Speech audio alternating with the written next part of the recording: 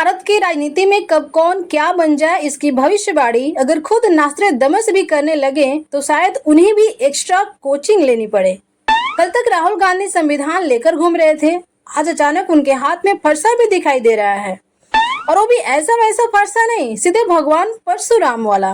काशी की गंगा में कांग्रेस कार्यकर्ता खड़े हैं, दूध से अभिषेक हो रहा है, बीच में राहुल गांधी की तस्वीर, एक हाथ में फरसा दूसरे हाथ में संविधान।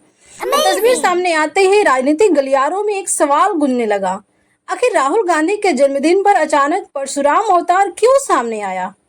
क्या यह सिर्फ जन्मदिन मनाने का एक अलग तरीका था या फिर यूपी चुनाव 2027 की तैयारी का पहला बड़ा संकेत? क्या कांग्रेस ने आखिरकार समझ लिया है कि उत्तर प्रदेश की राजनीति में सिर्फ संविधान दिखाने से काम नहीं चलेगा, बल्कि सनातन प्रतीकों की भाषा भी बोलनी पड़ेगी? और क्या यह तस्वीर उन 10% ब्राह्मण वोटरों के लिए संदेश है जो कभी कांग्रेस के मजबूत समर्थक हुआ करते थे, या फिर यह 21% दलित और 42% ओबीसी वोटरों को भी एक साथ साधने की कोशिश है? क्योंकि दोस्तों, राजनीति में तस्वीरें कभी सिर्फ तस्वीरें नहीं होती, कई बार एक तस्वीर के अंदर पूरा चुनाव छिपा होता है। और राहुल गांधी की यह तस्वीर भी कुछ ऐसी ही दिखाई दे रही है। एक तरफ फरसा जो संघर्ष और प्रतिरोध का प्रतीक माना जाता है, दूसरी तरफ संविधान जो अधिकार, आरक्षण और सामाजिक न्याय की राजनीति का सबसे बड़ा प्रतीक है। यानी एक तस्वीर भी सनातन भी है, सामाजिक न्याय भी है, ब्राह्मण भी है, दलित भी है, ओबीसी भी है और शायद 2027 का पूरा चुनावी गणित भी है। लेकिन सवाल यह है कि कांग्रेस आखिर कहना क्या चाहती है? परशुराम का चुनाव ही क्यों किया गया? राहुल गांधी के हाथ में संविधान के साथ फरसा देने का राजनीतिक मतलब क्या है?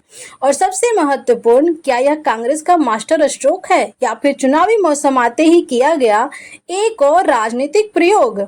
आइए आज बिना किसी राजनीतिक चश्मे के तथ्यों, आंकड़ों और चुनावी गणित की मदद से इस पूरी कहानी को समझते हैं। इसलिए वीडियो के अंत तक बने रहिएगा, क्योंकि कहानी सिर्फ राहुल गांधी के जन्मदिन की नहीं है। कहानी उत्तर प्रदेश की सत्ता तक पहुंचने के उस रास्ते की है जिसकी चाबी 10%, 21% और 42% वाले वोट बैंक के पास है। तो चलिए शुरू करते हैं।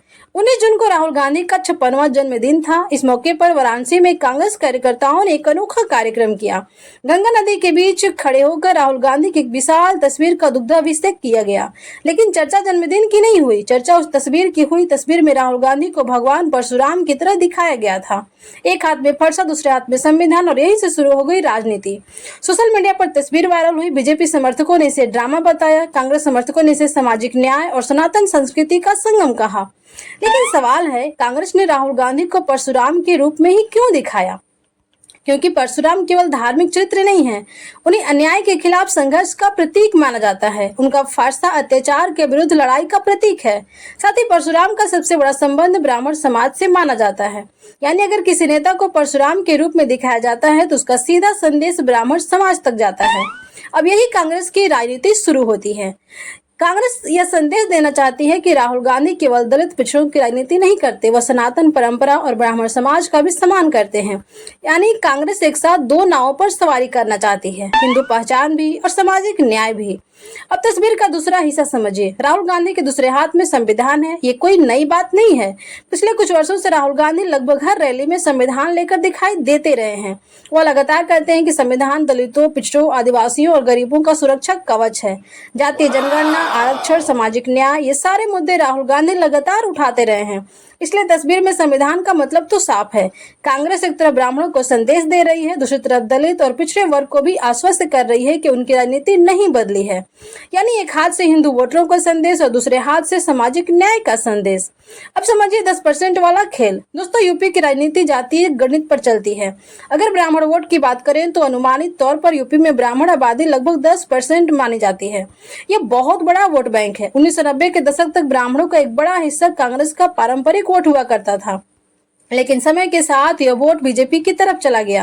आज भी ब्राह्मण वोट बीजेपी की बड़ी ताकत माना जाता है। लेकिन पिछले कुछ वर्षों से राजनीतिक गलियारों में चर्चा होती रही है कि कुछ ब्राह्मण वर्ग योगी सरकार से नाराज हैं। अब चाहे यह नाराजगी कितनी भी हो, वास्तविक हो या न हो, कांग्रेस इस संभावना को अवसर के रूप में देख रही है। इसलिए परशुराम का प्रतीक चुना गया ताकि ब्राह्मण समाज को संदेश दिया जा सके कि कांग्रेस उनके दरवाजे पर दस्तक दे रही है। अब आते हैं दूसरे कई बड़े वोट बैंक पर। उत्तर प्रदेश में दलित मतदाता लगभग 21% माने जाते हैं, यानी हर 5 में 1 वोटर दलित हैं। यही कारण है कि बसपा वर्षों तक यूपी की राजनीति की सबसे बड़ी ताकत रही, लेकिन पिछले कुछ चुनावों में बसपा का प्रभाव घटा है। कांग्रेस को लगता है कि दलित वोट का एक हिस्सा अब नई राजनीतिक दिशा तलाश रहा है। यही संविधान की राजनीति सामने आती है। राहुल गांधी लगातार बाबा साहेब अम्बेडकर और संविधान की बात करते हैं। कांग्रेस चाहती है कि दलित समाज उसे सामाजिक न्याय की लड़ाई लड़ने वाली पार्टी के रूप में देखे। अब आते हैं सबसे बड़े वोट बैंक पर, ओबीसी यानी अन्य पिछड़ा वर्ग। यूपी में इनकी आबादी लगभग 42% से ज्यादा मानी जाती है। यादव, कुर्मी, मौर्य, राजभर, निषाद, जाट, लोध, कई बड़ी जातियां इसी वर्ग में आती हैं। यानी अगर कोई पार्टी यूपी जीतना चाहती है तो ओबीसी वोट के बिना यह लगभग असंभव है।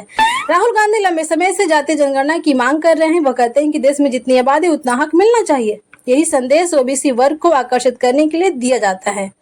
इसलिए राहुल की तस्वीर में संविधान दिखाना केवल प्रतीक नहीं है, यह सीधे 42% वोट बैंक को संदेश देने की कोशिश भी है। अब सबसे बड़ा सवाल, क्या यह तस्वीर से राजनीति बदल जाएगी? जवाब है नहीं, लेकिन राजनीति में तस्वीरें माहौल जरूर बनाती है। याद कीजिए, कभी राहुल गांधी को जनेऊधारी हिंदू बताया गया, कभी यह मंदिर यात्राएं हुई, कभी भारत जोड़ो यात्रा निकली, अब परशुराम अवतार सामने आया है। यानी कांग्रेस लगातार अपनी नई पहचान गढ़ने की कोशिश करती रही है। वह यह दिखाना चाहती है कि वह न तो हिंदू विरोधी है और न ही केवल एक वर्ग की राजनीति करती है।